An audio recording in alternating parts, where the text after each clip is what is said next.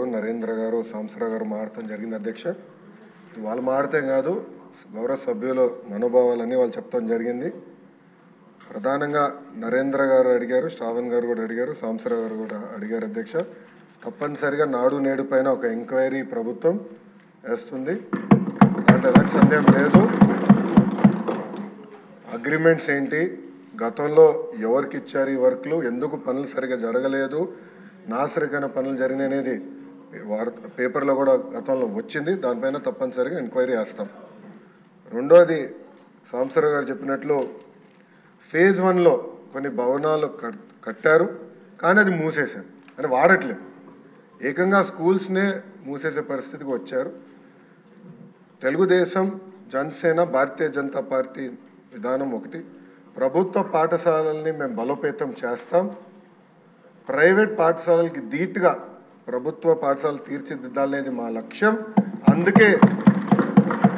అందుకే చంద్రబాబు నాయుడు గారి నాయకత్వంతో mega DSC కూడా ప్రకటించాం. ఉపాధ్యాయుల పోస్టులు కూడా భర్తీ చేస్తున్నాం.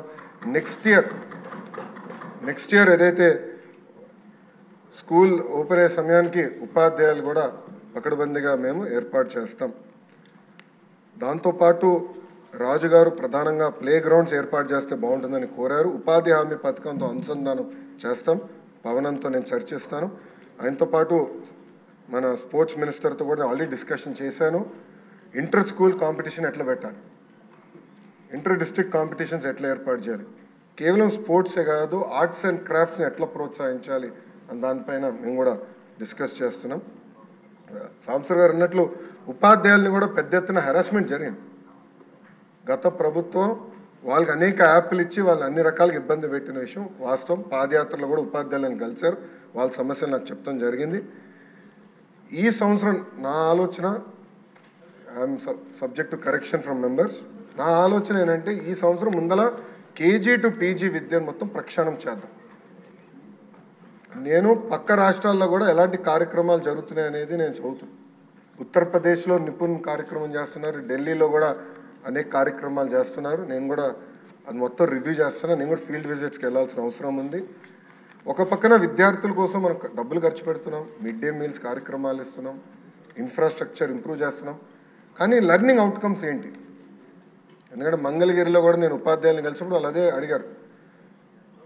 6వ తరగతి వరకు మీరు ఏం నేర్పించకుండా మాకు తోయేసి మంచి మార్కులు రావాలంటే ఎట్లా వస్తాయి? సో లెర్నింగ్ అవుట్కమ్స్ ఎట్లా మెజర్ చేయాలి అని దానిపైన కూడా మేము చర్చిస్తున్నాం. కేజీ టు పీజీ నేను పాదయాత్రలు కూడా చెప్పాను, కరికులంని బలోపేతం చేయాలి, రీవర్క్ చేయాల్సిన అవసరం ఉంది.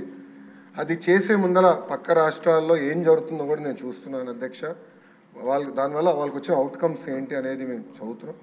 ఆ మొత్తం రోడ్ మ్యాప్ ప్రిపేర్ చేసి సంఘాలతో కూడా మేము చర్చించి అందరు బయ్యన్ అయిన తర్వాత ఆ రోడ్ మ్యాప్ ప్రజల ముందర పెట్టాలనేది నా లక్ష్యం.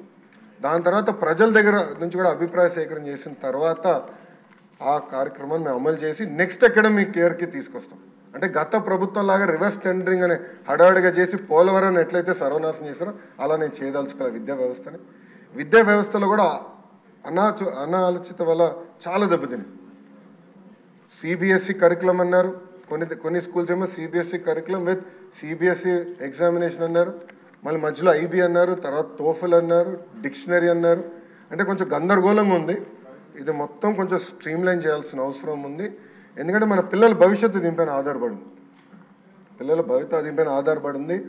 సో సిస్టమేటిక్గా చేయాల్సిన అవసరం ఉంది. తొందరపాటు నిర్ణయాలు కాకుండా సిస్టమేటిక్గా చేయాలనేది నా ఆలోచన అధ్యక్ష. 2019 నుంచి 24 అని మీరు చూస్తే 2019లో అంటే ఆనాడు తెలుగుదేశం ప్రభుత్వం హయాంలో 38,98,000 మంది విద్యార్థులు ఉన్నారు. 5 సంవత్సరాలు వేల కోట్ల రూపాయలు ఖర్చు పెట్టిన తర్వాత అది 38,26,000 మంది విద్యార్థులకు తగ్గిపోయింది. అంటే 72,117 మంది విద్యార్థులు ప్రభుత్వ పాఠశాలలో తగ్గిపోయారు.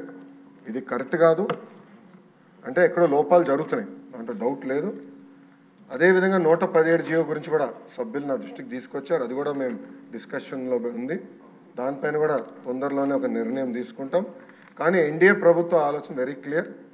ఉపాధ్యాయులు నియమిస్తాం, ఆగిపోయిన పనులు పూర్తి చేస్తాం, జరిగిన పనులపైన తప్పనిసరిగా ఎంక్వైరీ చేస్తాం. థ్యాంక్ యూ అధ్యక్ష. మంత్రి గారు సభ్యుల క్వశ్చన్ ఏంటంటే ఎంక్వైరీ జరగాలి, దానికి మీరు తీసుకునే చర్యలు ఇది అవసరమైన చెప్తే బాగుంటుంది నా ఉద్దేశం. అధ్యక్ష, గౌరవ సభ్యులు ఎంక్వైరీ కోరారు అధ్యక్ష, తప్పనిసరిగా ఎంక్వైరీ వేస్తాం అధ్యక్ష. దాని తర్వాత నెక్స్ట్ సెషన్ అంటే ఎంక్వైరీ నివేదిక వచ్చిన తర్వాత నెక్స్ట్ సెషన్లో నేను టేబుల్ చేస్తాను. Okay, thank you. లేదు శ్రావణ్ ప్లీజ్, శ్రావణ్ గారు ఒక్క క్వశ్చన్కి ప్లీజ్ వినండి. ఒక క్వశ్చన్కి 37 minutes అయింది అంతే.